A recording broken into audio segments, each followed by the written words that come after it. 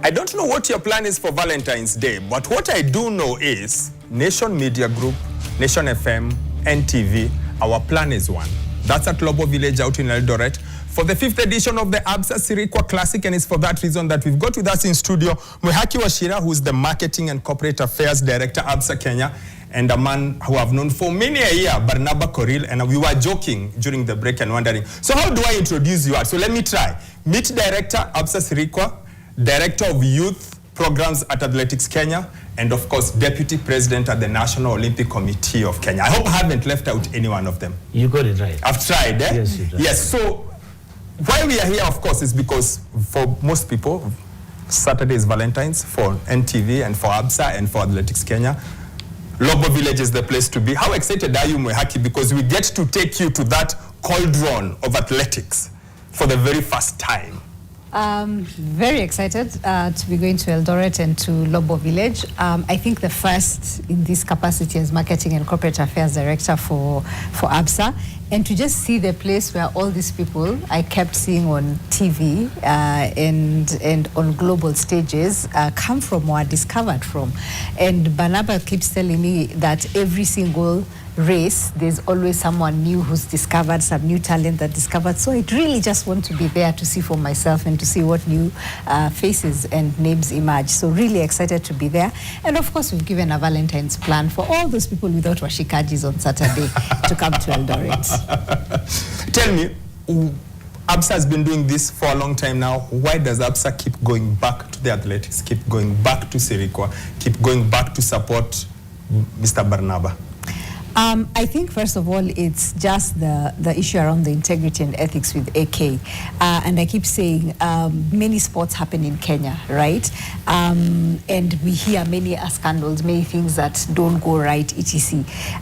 For the many years that Absa has partnered with AK, we've not had a single instance where we're in doubt as to where our investment is going, whether the youth and the athletes that it's supposed to be supporting and enabling have been taken care of.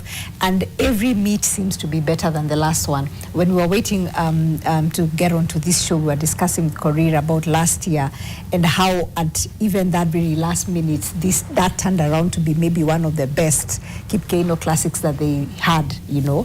So it's that excellence that keeps us going back, but also it's we keep our eye on what is it that we want to do for Kenya and for the youth. And we are very clear that one of the things that unites Kenyans is sports.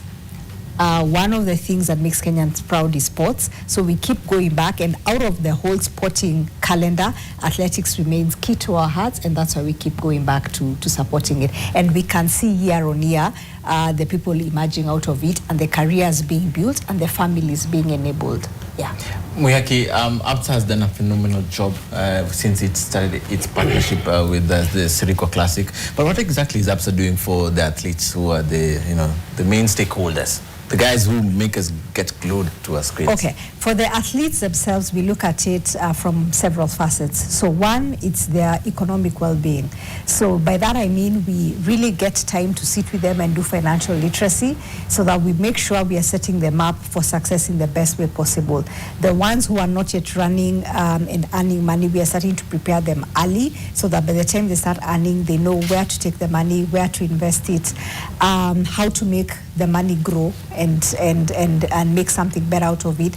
We also enable them for their families. So having candid discussions around family, we all know about black tax. We all know they're the ones being looked up to support extended family, not just their own families.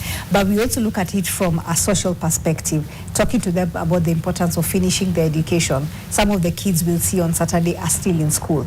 But we say, even if this running thing becomes a thing, then this is the things that you need to do for your education. From a social perspective as well, and not just with the athletes, it's also about their nutrition, their mental well-being. So we look at it from all facets and just try to find experts to guide them on all those things. So Barnaba and AK are very kind, and they're able to give us a time frame during which we are able to meet all the athletes, the prospective athletes, and we are able to structure conversations with them depending on the age group and where they are at in this running career, running profession. profession, so that we just make sure economically, socially, from a family perspective, mentally, physically well-being, from a nutrition perspective, they're well taken care of, and we're able to set them up for success. Barnaba, what does this kind of sponsorship do for the sport from an Athletics Kenya point of view? First, I want to thank Muhaki for the support they have given us, and just really summarized even what I would have said. It's really the partnership that we have with Absa has been amazing, and it has supported really our athletes and also the growth of the young kids that we always try to nurture from athletics. The benefits that athletes also receive from Absa is amazing. It's the prize money that we get also. This is an event that is international in nature. This is also called the level, which is given by World Athletics, the bidding by Athletics Kenya and also the government in support to make sure that we have events also. The world knows Kenya as one of the best country as far as athletics and sports in particular is concerned. And therefore, the support we get goes a long way in ensuring that we nurture the talent from the grassroots and also make sure that those who compete in this event benefits directly. When you have a race like Continental Tour, Sirikwa, it's amazing because, our athletes don't have to travel.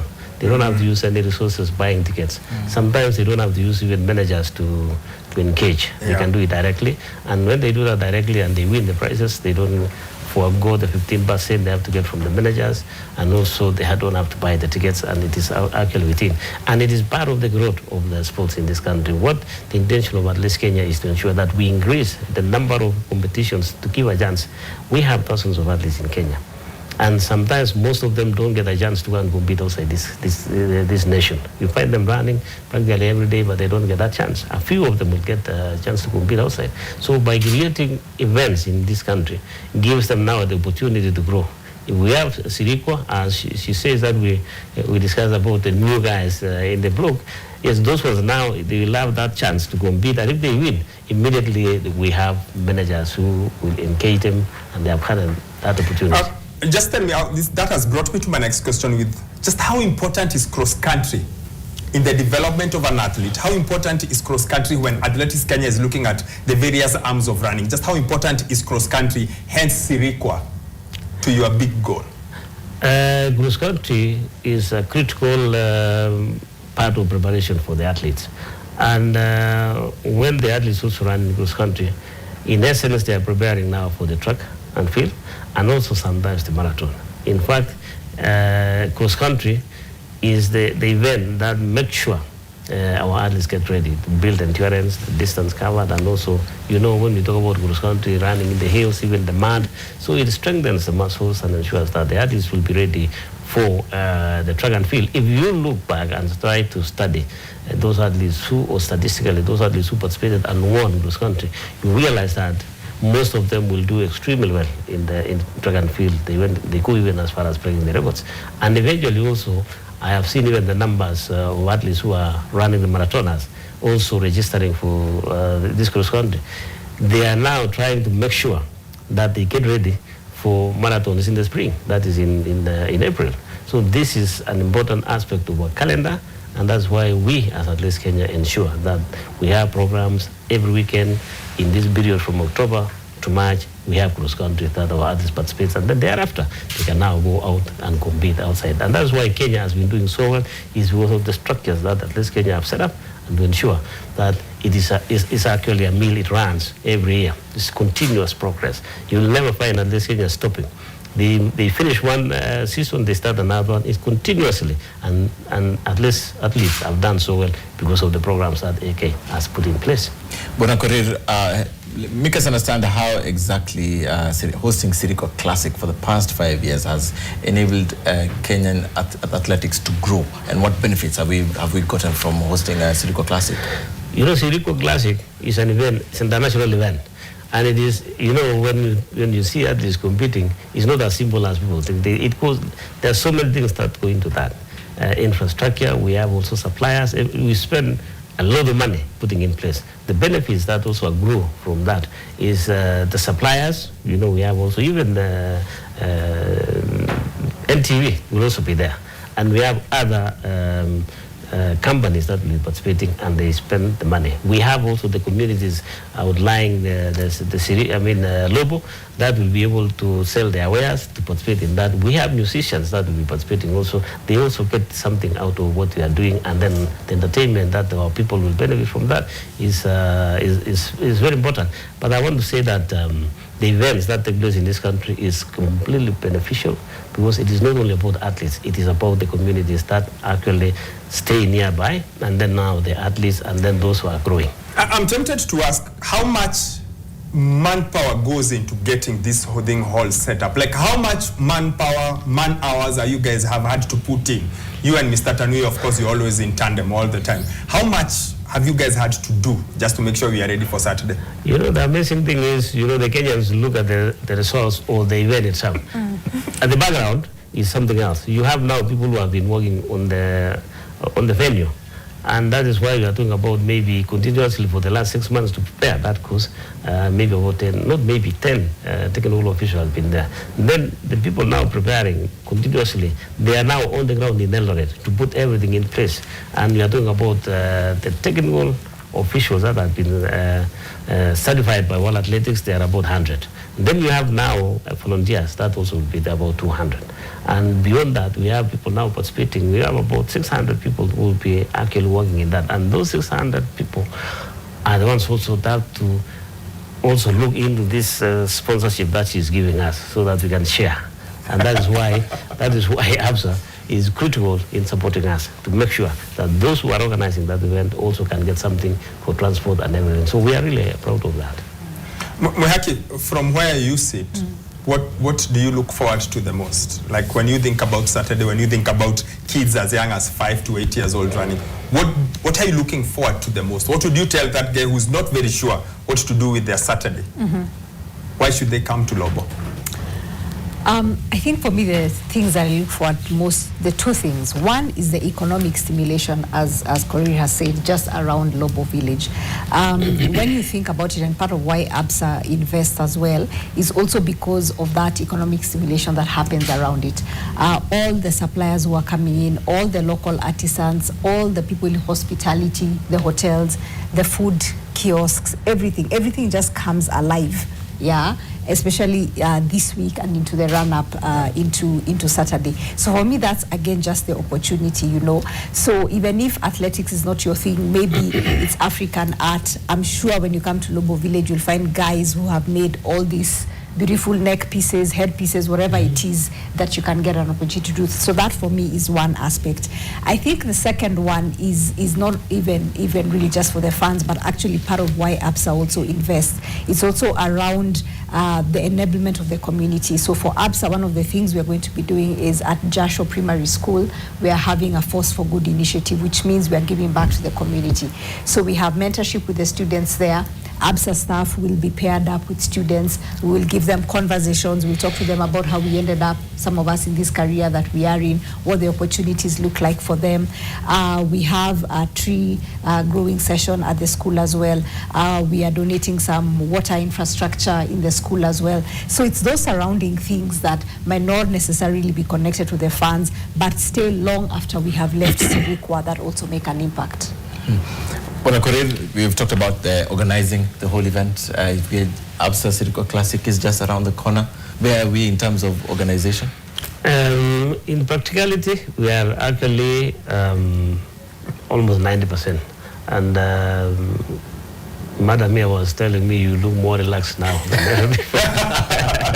But I said, it has not been easy. 5 years organizing this event has been tough, but also it has given us an opportunity also to learn how to make sure that everything is in place.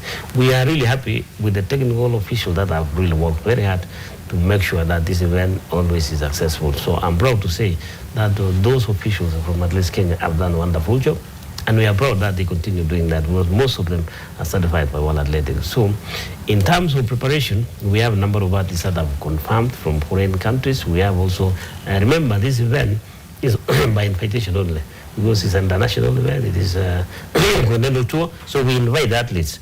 as by their performance. The criteria we use is we look back and say, okay, in the last cross country, who has been doing well, maybe in the top 20, we pick those ones, and then of course now track and field, those who are ranked. And then we reach out to them to confirm that they're going to participate or not. But we also give a chance now. The main actors will be the kids. Remember last year we had a world competition for kids, and I'm sure you saw that at least Kenya won. We were number one in the world. Because we had 1 month of competitions, activation for all the kids worldwide. And the numbers that we had was more than 450,000. We became number one. And we beat America, we beat Uganda. Uganda is coming up. Norway, which was also ahead of us before. But it showed the kind of work that we have put in place as Athletics Kenya. The body, Athletics Kenya, is very efficient in implementing these policies to ensure that it also benefits our kids. And that's why we go down to the grassroots to work very closely with the Ministry of Education, that is primary and secondary schools, and that's where actually the kids have to come through. That's the system which is actually functional. Yes. More functional than anything else. So you cannot invent the wheel. Just use the systems in the schools and make sure that you train the teachers, you train also the coaches so that they can now ensure that those kids kill two birds with one stone, meaning that they do very well in athletics and they do well in school. So we emphasize that, and we have quite a number of athletes that have already gone to US and they're at the universities, and this is something that we as a federation are proud of.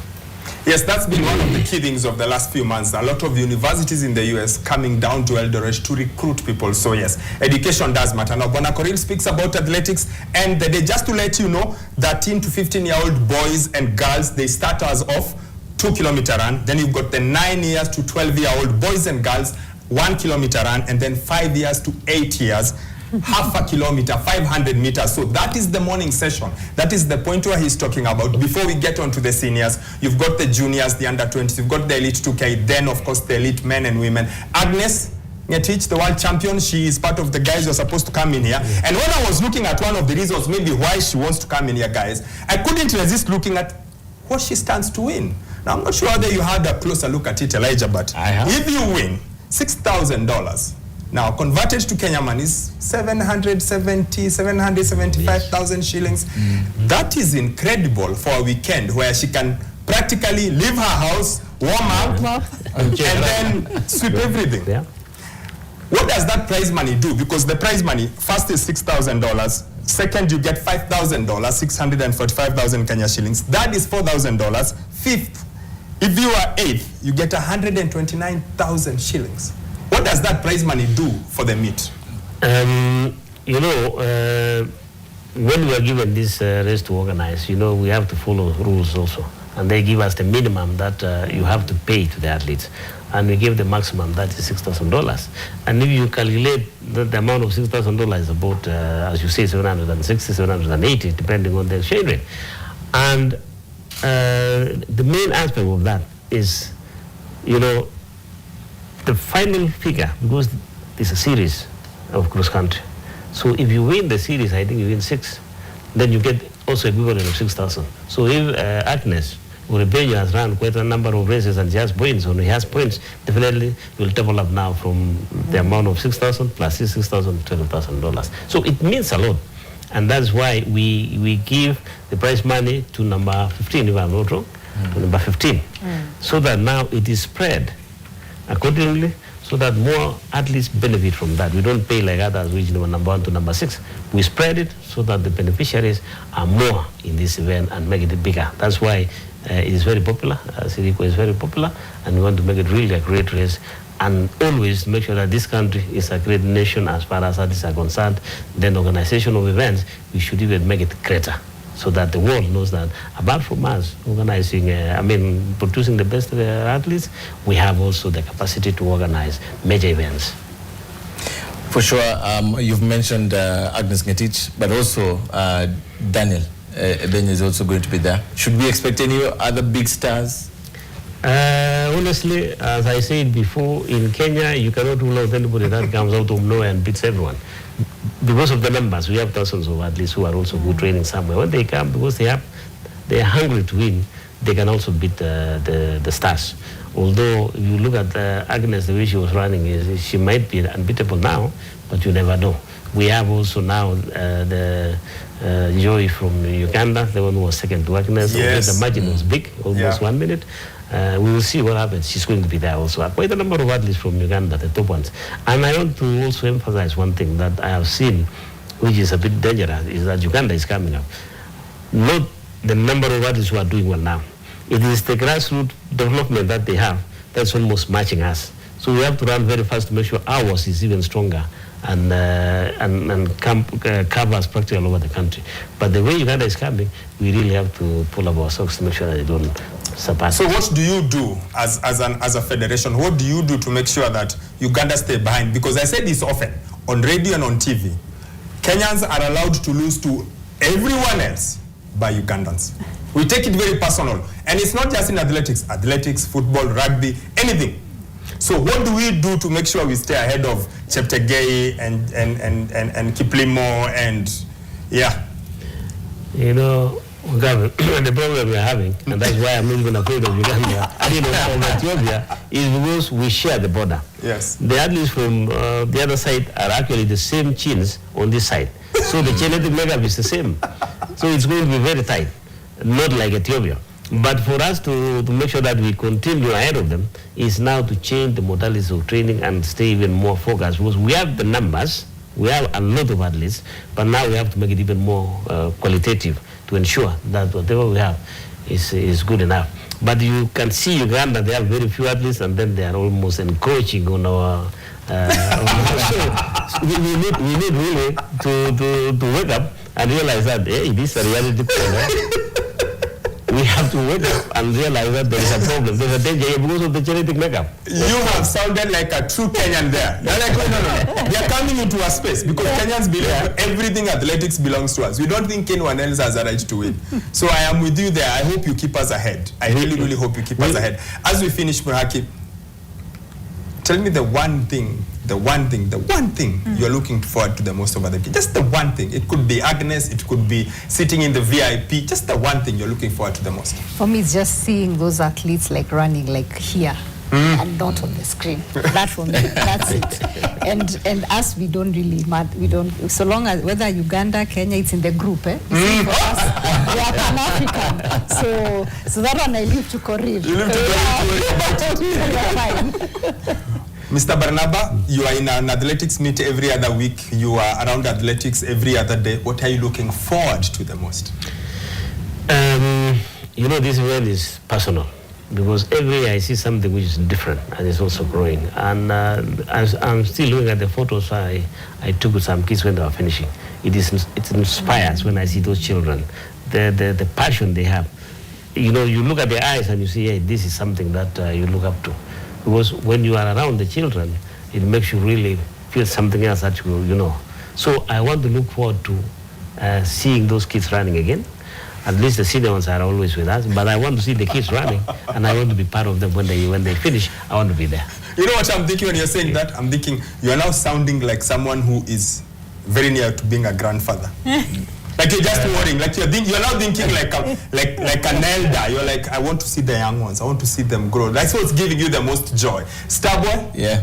What's the one thing you're looking to forward the most? It's been a 3-year hiatus since I was in Lobo Village. So I'm just eager to look at the next generation of stars. That morning run, I'll be there. That morning run? Yeah, I'll be there. And of course, to see our world champion. So that's Starboy, and the reason why he knows he will be there is because Nation Media Group are the media partners of Absa Sirikwa Classic, which means we shall be live on the day, both on TV, both on radio. So if you want to watch, especially the elite guys, the kids will let Elijah watch and enjoy, and Mr. Barnaba. But when we come to the business end of it, all of it will be live on NTV. And of course, later on, Starboy and I, Elijah and I, will be out there doing spot on from ground, just to letting you know, in case you missed it. In case you're under a rock, in case you didn't see it, we'll be able to recap it for you. So make sure you make a date with us. It's on NTV, it's on Saturday. One place to be at, and there's one thing I was hoping Mwehaki would remind people, is that you are going to be issuing roses to ladies. Like I was waiting for you to throw that in there, you know? Like a soft touch to the whole thing, like a feminine touch, just to make people know we may be chasing $6,000. Yes. But Roses the and day, we are remembering the day. Roses and chocolates. We didn't know about the chocolates. Good things are happening. The roses you can give to the chocolates you can redistribute to everyone. But the roses, Very done. Are you a chocolate person? white chocolate. See? I told you. But I will go for roses, please. See, now he's switched. Now he's moved back all the way to being an ultra-modern man. Maybe betrays why he went to school, you know? He's been all around the world. He's a well-traveled man. That's why he's able to mix it up, both being like a grandfather and a father, and of course... Not like I am. Oh, you are? Yes, I am. Congratulations. Thank you. You see, I wasn't far from it. That's why Price of the money. Yeah, it's making sure the young ones are taking care of it, you know. When I speak to the former NOC president, and he told me this the last time we met, being a grandparent is like honey. It's special. Yeah, he was like, it's special, it's like nothing else. So I can understand the grin on your face when you talk about it. Guys, thank you very much as always. It's been an absolute honor. Mwehaki, I have a feeling we'll have a similar conversation in not very long. Yes. Because this is the month where Absa just pays everything in this country sporting-wise. So quite possibly next week we'll be right back here and you can give us a different side of Absa, because Absa, like we said, whichever side you look, Absa is in there trying to support the sport, supporting the sport, whether it's athletics, whether it's golf, whichever way you look at it, Absa Kenya is in there. Mr. Koril, as always, it's been an honor. We've done this for many a year. Many a year, always there, always trying to build up the sport, and all the best. Enjoy Saturday. Elijah and I will be there. You will also be there, because Absa Sirikwa Classic is your Valentine's plug. It's your plan for the Lovers' Day. So make sure you make a date with us, either at Lobo Village, where we shall be live, or in your house. Tune in to NTV. Once again, guys, thank you very much, and see you on Saturday. So that's it as far as the Absa Sirikwa Classic is concerned. We shall all be there enjoying it. Elijah and I will be out at Lobo Village, bringing you every single piece of action of what's happening. Let's now shift our attention to short of the weekend. This weekend, there was a CAF Confederation game taking place in Nairobi, and Elijah, we were made to know what ultras are. You know, I see this every time, loosely thrown around Kenya. Oh, you know, ultras, gore, ultras. I think this weekend people are shown what it is to be an ultra. Yeah, for sure. Oh, how many fans? 115 something odd fans, and the sort of noise they were making at Kasarani, you would have thought that half of the stadium is full of Wydad Casablanca fans, and they made themselves seen and heard at the same time. And of course, the players couldn't ignore them in any way. That's the group, like you said, 100 and something, and they turned the whole place. The firecrackers, the pictures you see was our very own Chris Omolo trying to find an image in between all the smoke. And I think maybe we need to learn a little bit of it. You guys keep saying, oh, we are football fans, we are great. Baby steps. Baby steps. I can actually say this without fear or favor. Of all the East African countries, Kenya is last. In what? Uganda, in being able to create an atmosphere in a stadium. Uganda, Ethiopia, Tanzania, I think we are last. I've never been to Uganda to watch any football. I've been to Uganda when Uganda are playing. It's ridiculous. I don't think I've seen plenty of exciting images of Uganda in the... You need to go to a game when games. Uganda is playing. Yeah, so... You need to go... I'm going to put Kenya ahead of Uganda. I've been to Nambole when Uganda is playing. And I'm sure Barnaba you've been to Ethiopia when athletics is happening. Just maybe you can tell him how the stadium looks. It's amazing. It's amazing. It's always full. And sometimes you wonder, and you look at our stadium, and this is the leading sport in Kenya, but you don't find people there sometimes. But if you go to Ethiopia, it's completely full. Yes, we want now more Kenyans to participate to ensure that when we have competition in our stadium or Kasarani, to Chazi. To Chazi? Yes. But there you've had it from the meet director himself. Make sure you are there. So if you don't make it to Sirikwa, in a few months, Chief Kano is here. We make sure we make the stadium electric. And when you get a chance, Starboy, go to Ethiopia when there's an athletics meet and go for the Great Ethiopian Run. You will get what I am saying. Let's move on to the timeline. Super Bowl was on Sunday night, and as always, there's always the fashion statements that are made when players are walking on. Now, just take a look at this. This happened, Elijah, and I saw it and I asked myself, just what exactly was Mr. Mark Hollins thinking about? I think he was trying to pass a message. Definitely he was trying to pass a message. Hardly will you ever see a player coming to the game dressed like that, handcuffs, barefoot. Doesn't happen. Was he paying tribute to his roots? Was he paying tributes to what happened back in the days? Yes, and then of course with the mask again. So you're trying to keep us quiet. It was a heavy political message, and I loved it because in the game you can't, put out political messages. Yeah. But before the game, make a statement. We shall forever remember Super Bowl because of him also. So, from Super Bowl to closer to home, Mr. Barnaba has spoken quite a bit about Uganda. So why don't we see what grandmothers, he's a grandfather by the way, let's find out what grandmothers are doing to keep themselves busy when they want to pass a bit of time. Just take a look. This speaks for itself. So there it is. This is a story from AFP, and it says, in eastern Uganda, groups of older women have embraced cricket as a way of staying active and socially connected. Okay? They are called cricket grannies. Now just, let's show the pictures. That's what the tweet says. Muhaki, those are our grandmothers in Uganda. They are with it. They are playing cricket. We should play kati. But we have ours also playing football, eh? Yeah, especially in Wasingishu and Marakwet, yes. Yes, they went there. So at least they're following what Kenya. We set the pace. When we set the pace, then they follow. At times it's good to just acknowledge something like, see, who are you? Or I said we must compete with Uganda on everything. Why are you? Against what he said. My apologies, but I thought that was very beautiful. Grannies, cricket grannies in Uganda. The next one is what happens when sometimes things don't go quite well. This was at a tennis match. Just see for yourself.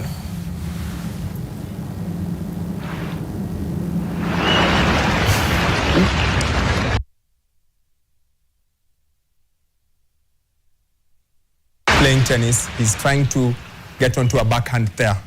Ball hit his face.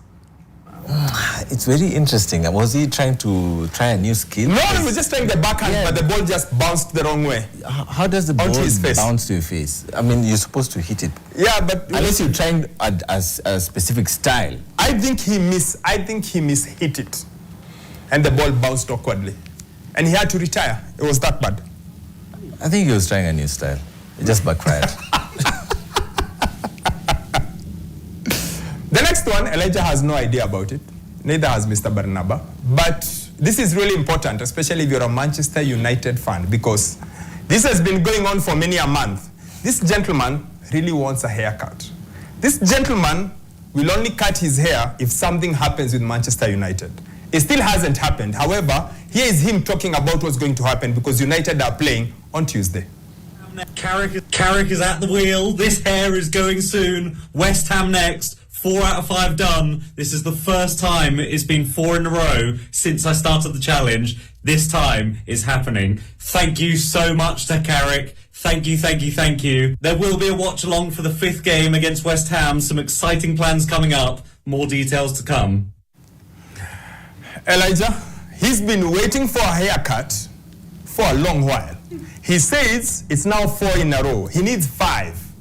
I'm not too sure if he's happy about that because he's been getting sponsorships because of the hair. So I'm not too sure whether he really wants Man United to win because the money is also going to disappear. But he'll do something else. So what? I don't think he can ever come up with something ingenious. This. His bet has been, can I cut my hair when United win 5 games in a row? He'll find out. They play West Ham. On Tuesday, yes, I think, they play West Ham away from home. Maybe he will, maybe he gets to cut it, or maybe he has to start again. Waki, what would make you cut your hair? Oh, do you care that much about it? No, I don't. But maybe I'll grow my hair when Arsenal win the Premier League. Oh, Elijah, shots fired. That's my team, by the way. So you and Elijah are suffering together. I feel nothing about cutting my hair. Maybe I'll grow it. I'm that guy. You're a Man U fan. I'm a Man U fan. Today I've got the perfect balance. Yeah, so can you imagine if Korea did that challenge? Well, he's better than you, for sure. But we are going to win. We're rocking in the same boat. No, he's slightly ahead of you because he's already a grandfather and he still has got it. You, on the other hand, Anyway, let's move on. Let's move on. Now, Kenyans have a thing where they take over the internet, you know. When Munywa played at the PDC World Darts Championship, we took over the internet and he became a celebrity. Now, last week on Monday, a player was moving. I'm not sure how many Kenyans could even pick him out in a crowd. But since Monday, Collins Sichenje has gotten a life of his own, Elijah. Everywhere you look, it's been something about him. Let's just watch first the unveiling video that Charlton did when he joined that team with the championship in England, and then we see all the other things that have happened with him. It's been a week where he's gone from being a virtual unknown to a guy who's maybe known to the levels of Olunga. Just take a look.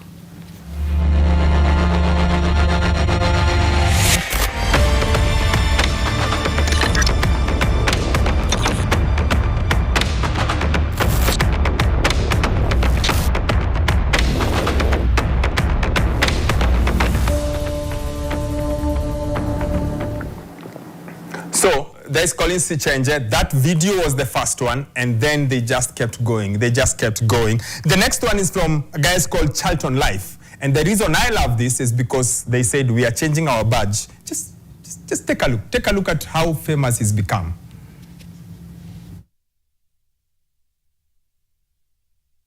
Gets into the team, Elijah. Are you surprised with how much we've taken over him? He's become a superstar.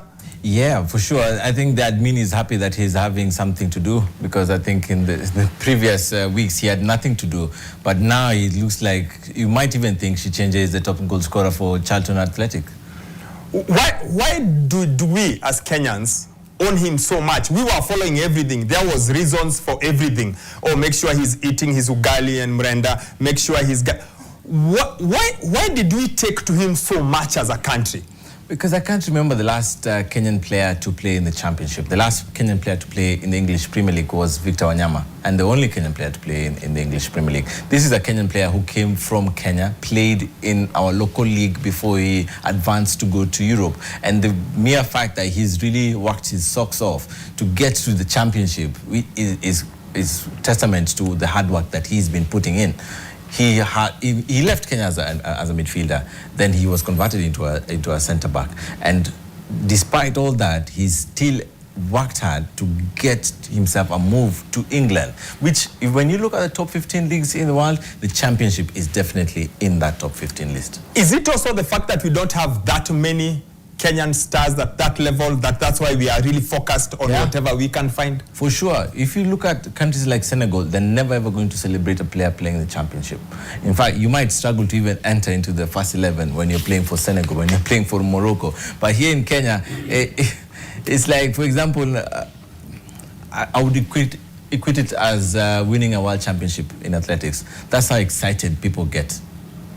And maybe that speaks to what Barnaba was saying earlier, which is, how come we don't then come out in such vigor for Agnes Ngetich? How come we don't come out with such vigor for all our stars, your Kibadis, you know, our Beatrice Chebes? How come we don't show the same ownership, sense of ownership? Not to Sichenje level. Not to that level.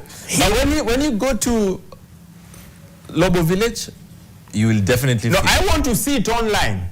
That's my challenge to Kenyans. The same way we celebrate Collins, the same way we celebrate Olunga, I want us to celebrate Beatrice Chebet that way. I want us to celebrate Agnes Ngetich that way. That's all I am asking. Yeah, very few Kenyan athletes get the sort of recognition you're talking about. Maybe Eliud Kipchoge, Faith Kipyegon, when they're breaking 4. You know, it was very, very well talked about on social media. But apart from that, even when Agnes Ngetich won the World Championship, she didn't get the same attention as Collins did. And that's way, way bigger than moving to the championship. Allow me to borrow a little bit to Muhaki. Just what would they do from a marketing point of view? What needs to be done for them to get the same of attention, to grab people's attention? I think that's a fair challenge, and I think Okapi, maybe you've put something in my mind as well, even as Absa invests in athletics, that over and above what we're currently doing around social impact, economic impact, maybe it's also time we looked at the athletes and how we can create Kenyan brands or global brands out of those athletes. So leave it with us, and we will see how we energize Kenyans around around this our stars. Well, you've heard it from the expert. I have absolutely nothing to add. Let's see the other Kenyan who made the move. This January was very good for Kenyans. This one joined Cadiz. This one, again, a surprise move, Elijah. When we talk about a young man also getting an opportunity, again in Spain, there's quite a number of chances we are getting as far as Spain is concerned. This one caught us by surprise because the mere fact he was rejected by the best team in Kenya, Gor Mahia, and then all of a sudden he's being picked up by Cadiz. Says a lot about our recruitment, says a lot about our scouting. How could all these top teams not figure out that this guy has something to offer that a Spanish team figured out? We really need to go back to the drawing board and learn a thing or two about scouting. Because how does this guy slip through our fingers? Never been called to the junior national team. You're moving from Kenya, you're going to Spain. It tells a lot about how we look at our stars. The last one is about Zek Obiero. Now this one, again, I couldn't pick him in a crowd, but the last name told me. This Unwet. He was called up to the under-20 team that played at the Africa Cup of Nations. He didn't play though. He's one for the future. Hopefully he'll get the minutes at Tranmere. But the most important thing is that we're having Kenyans play in top leagues, and we need more of such players playing, especially abroad, just to give us that diversity when it comes to the array of talent that we have at the national team. Barnaba, as we finish, what must you do as an association to make our athletes, people to see them like this? If you see what happened with Elliot, it was pure marketing. We need also to change how we perceive our athletes, how to market them, and that's why we want the private sector, like Mwihaki, to come on board to see how can they use the images of our athletes to promote their products. It comes also not only Athletes Kenya, it has to be the government also. If we have tourist board and they don't use our athletes, icons, you know, I don't know what to say, but honestly, I asked one of them, I say, you have a feed here, yes, and you're putting a faceless person in your promotion. I mean, what mileage can you get from this lady? A lot. And people recognize her more. And of course, they don't even ask her a lot of money for that. But you see that we have not come out clearly and say, okay, we want really to promote our own heroes. If we do that, we'll transform how we see sports in this country. What I'm gathering is that there's a lot of work to be done by every sector, by the private sector, by Athletics Kenya, by the government, by you and I. We've all got to come up and own our athletes, look at them as stars, and maybe we are then going to start recognizing the way they are done in some similar countries. When you go to West Africa, all the billboards are full of their footballers. For some reason in this country, doesn't happen too often. So pengine, kazi to all of us. Before then, Saturday, 14th of February, Lobo Village or NTV or Nation FM. Why? The Absa Sirikwa Classic will be there. It will be live. Elijah and I will be there. Barnaba will be there, meet director. Mwihaki will be there, enjoying all the action. We hope you also show up and enjoy the action. But from all of us for tonight, that's it. See you again on Monday next week.